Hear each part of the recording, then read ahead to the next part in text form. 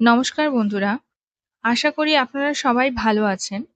আজকের ভিডিওটা আমি আগে থেকে কোনো প্ল্যান করে বানাইনি। আমার সামান্য একটা ভুলে মারাত্মক একটা ক্ষতি হয়ে গেছে আমার। আমি গত ৩ দিন বাড়ি ছিলাম না। তো বাড়ি ছাড়ার ঠিক ২ দিন আগে আমি লক্ষ্য করেছিলাম আমার ২ টো অ্যারাবিকামের ডাই ব্যাক হচ্ছে। আমি আপনাদের আগেও বলেছি যে আমার কাছে যেসব অ্যাডেনিয়াম রয়েছে সেগুলোর কোনোটারই রুট রট হয় না, কারণ আমি সয়েললেস মিডিয়া ইউজ করি, বরং ব্রাঞ্চ রট হয়। যখনই আমি দেখি ডালের টিপে রট হওয়া শুরু হয়েছে, সঙ্গে সঙ্গেই কিন্তু আমি ওই জায়গাটা কেটে দিয়ে ফাঙ্গিসাইড লাগিয়ে দিই এবং ইমিডিয়েটলি আমি গাছটাকে শেডের তলায় রেখে দিই, যেখানে আলো বাতাস আছে কিন্তু ডিরেক্ট সূর্যের আলো বা বৃষ্টির জল পড়ে না। আমার এই অ্যারাবিকাম দুটো দেখুন, এই গাছ দুটোরই কয়েকটা ডালে ডাইব্যাক হচ্ছিল। সেজন্য আমি এটার ব্রাঞ্চ প্রুনিং করেছিলাম এবং তার সঙ্গে সঙ্গে আরো কয়েকটা ডাল যেহেতু অসামঞ্জস্য হয়ে গেছিল, সেজন্য আমি সামঞ্জস্য রাখার জন্য আরো কয়েকটা ডালে ব্রাঞ্চ প্রুনিং করেছিলাম।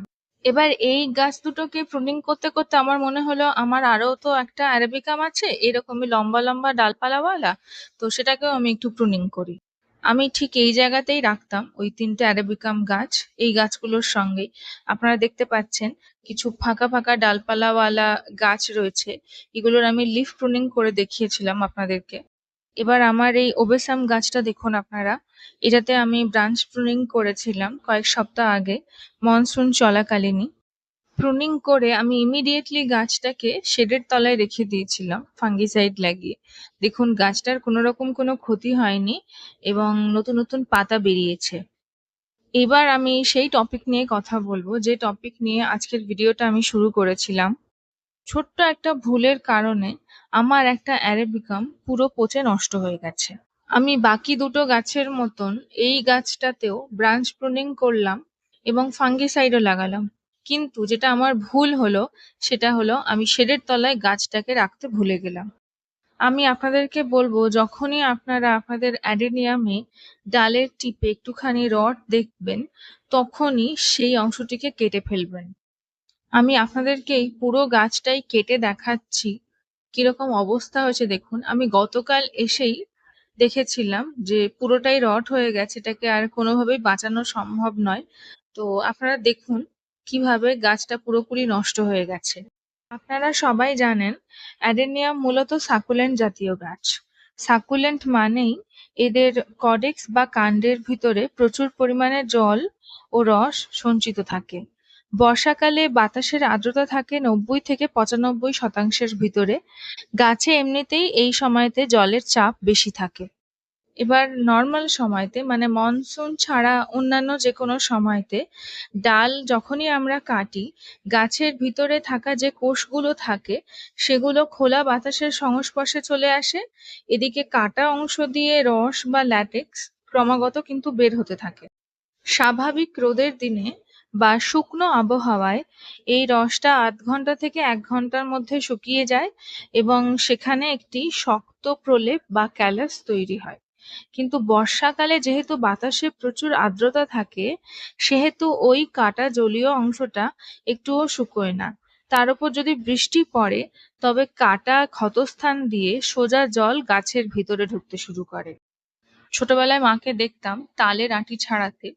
তো আমি যেটা করছি আমার পুরো মনে হচ্ছে যে আমি সেই তালের আঁটি ছাড়াচ্ছি, কিন্তু গন্ধটা মোটেও কিন্তু তালের মতন নয়।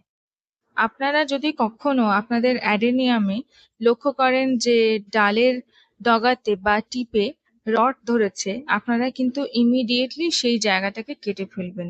কেন, ওই যে একটা রড ধরলো আর আপনি যদি মনে করেন যে না আজকে ভালো লাগছে না, কালকে করব, সেটা কিন্তু হবে না। একবার যদি ডাই ব্যাক হতে শুরু করে আর আপনি যদি ব্যাপারটাকে ইগনোর করে যান, তাহলে কিন্তু গাছ আপনাকে বেশি সময় দেবে না। ১ থেকে ২ দিনের ভিতরেই এইরকম অবস্থা হবে আপনার গাছের। আমার এই অ্যারাবিকামটায় কিন্তু কোনো রকম কোনো ব্রাঞ্চ রট হয়নি। আমি শুধুমাত্রই অন্য দুটো গাছের সঙ্গে সামঞ্জস্য করার জন্য এই গাছটারও ডালপালাগুলো ছেঁটে দিয়েছিলাম। বর্ষাকালে বাতাসে কোটি কোটি ছত্রাক বা ফাঙ্গাসের স্পোর ঘুরে বেড়ায়। সেগুলো আমরা খালি চোখে দেখতে পাই না। আমি ডালে ফাঙ্গিসাইড লাগিয়ে রেখেছিলাম, আপনারা দেখতে পাচ্ছেন, কিন্তু অতিবৃষ্টির কারণে ওই ফাঙ্গিসাইডটা ধুয়ে গেছিল। আর কোনো একটা ফাঁক পেয়ে ফাঙ্গাস আমার গাছকে আক্রমণ করেছে। একবার যদি ফাঙ্গাস গাছের ভিতরে ঢুকে যায়, সেখান থেকে এরা সেলগুলোকে পচাতে শুরু করে। ডালের ডগা থেকে পচন শুরু হয়ে খুব দ্রুত তা নিচে নেমে যায় এবং গাছের সবচেয়ে মূল্যবান অংশ কডেক্সে গিয়ে পৌঁছয়।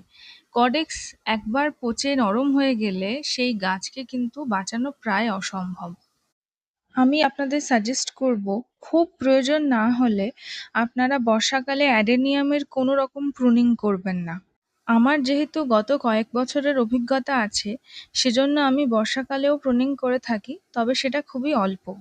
আমার আসলে যে গাছ দুটো ডাইব্যাক হচ্ছিল, সেই গাছ দুটো দেখলাম ঠিক আছে, কিন্তু আমার সামান্য একটা ভুলের কারণে আমার এই সুস্থ স্বাভাবিক গাছটাকে আমি নষ্ট করে ফেলেছি। অ্যাডেনিয়াম যেহেতু মরুভূমির গাছ আর বর্ষাকালে বাতাসে প্রচুর পরিমাণে আর্দ্রতা থাকে, তাই এমনিতেই বর্ষাকাল অ্যাডেনিয়ামের জন্য বিপজ্জনক। আপনারা দেখতে পাচ্ছেন কডেক্সের বাইরের আবরণটা পুরো শক্ত খোলের মতন, আর ভিতরের পার্টটা পুরো পচে নরম হয়ে গেছে। মাত্র 3 দিনেই আমার গাছটা পচে এভাবে নষ্ট হয়ে গেছে। নিজের ভুলের মাসুল হিসেবে একটা গাছ হারিয়ে আমার খুব মন খারাপ। কারণ আপনারা যারা গাছপালা করেন তারা বুঝবেন, গাছ হলো সন্তানের মতন। আমি চাই না আমার যে ভুলটা হয়েছে সেই ভুল আপনাদেরও হোক। তাই আপনারা সবাই সতর্ক হন এবং আপনাদের প্রিয় অ্যাডেনিয়ামগুলোকে বর্ষার হাত থেকে নিরাপদ রাখুন। আজকের ভিডিও আমি এখানেই শেষ করলাম। ভিডিওটি শেষ পর্যন্ত দেখার জন্য অনেক অনেক ধন্যবাদ।